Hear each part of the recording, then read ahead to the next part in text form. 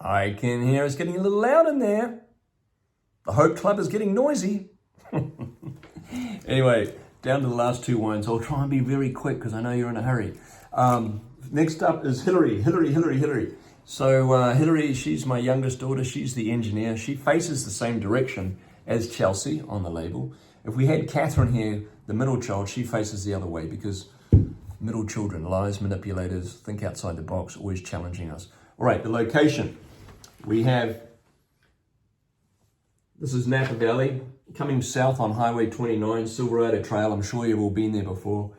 This is Tokalone, where we have a vineyard. This is Opus. This is Inglenook, Farniente, and this is Hillary, right here, right across the street. So this is Opus.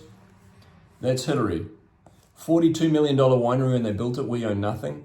$420 at Costco. We're not at Costco. 80,000 cases. We make 3,000 cases. When Kim Jong-un drops the nuclear bomb and you come to the bunker, but you're late because you stopped at Costco for your $420 bottle of Opus, and I shot with my six packs of Hillary for the same price, who are they going to let in? It's the same driveway, people. Same driveway. All right, stylistically,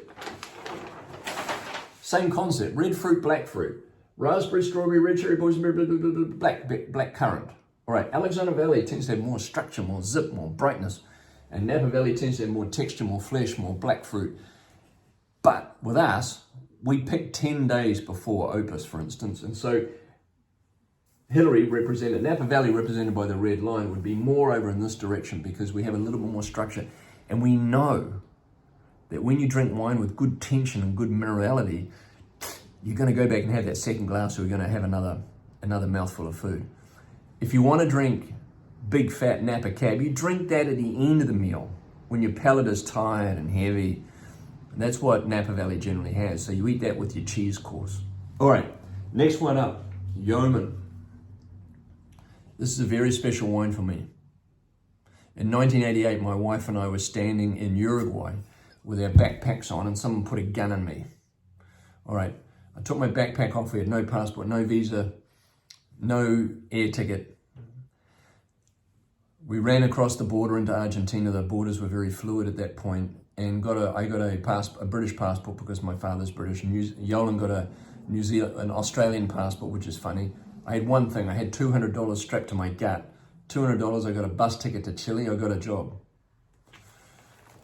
3 months later, I got enough money to come to the US, and 30 years later, I bought the best vineyard in the Alexander Valley, and this is it.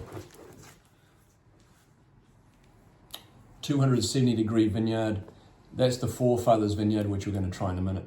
But this is regenerative and dry farm, so it's the penultimate of farming. It's a very hard thing to do, and it's called Yeoman because Yeoman means vagabond, unemployed, homeless guy.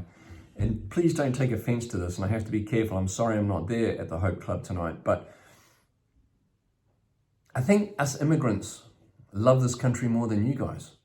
We are honored to be here. We chose to be here. We came here and we worked our butts off. And you guys live in this amazing country. And when I travel around the US, I've been in 21 states this year. When I travel around the US, I hear people complain about oil, the climate, the politics. You know what? You live in the greatest country in the world. You can do anything you want. You can change the system. You can work it. If I went back and lived in my third world country, there's no way I could live or do what I've done today. I am honored to be an American citizen. It's a dream come true for me. Anyway, enough said. The last wine this evening is the Forefathers. This is a pair of boots that I used to wear when I walked around Simi. This is my Constitution that I wrote when I became a goddamn American citizen. This is John Hancock's signature. I stole from the Constitution. And Lone Tree is the name of the tree in the vineyard. And that's the tree right there. And it's an Australian tree, it's a gum tree. So what's a Kiwi going to do to a eucalyptus?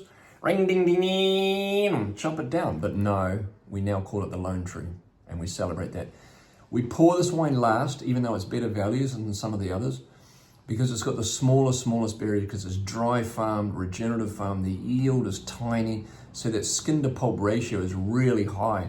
So you're going to get a lot of richness, a lot of power, and it's my favorite wine. Anyway, I hope you have an amazing wine. I hope you love them all. And as you get your pens and paper out to to buy some wine and support the Hope Club. This is a picture of my starving family. They need a lot of education, a lot of love, a lot of help. So anything you can do tonight to help my small family business would be greatly appreciated. I wish I was there at the Hope Club tonight.